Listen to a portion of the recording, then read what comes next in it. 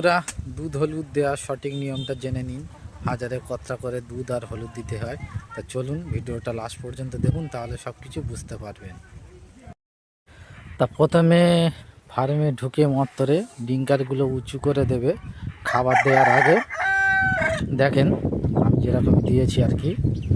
তাই পানিটা প্রথমে গরম করে নেবে, গরম করে নিয়ে পরে হাজারে 100 গ্রাম করে আমুলের দুধ দেবে। যারা গায়ের দুধ দেন তারা অবশ্যই হাজারে 1 লিটার করে দেবেন।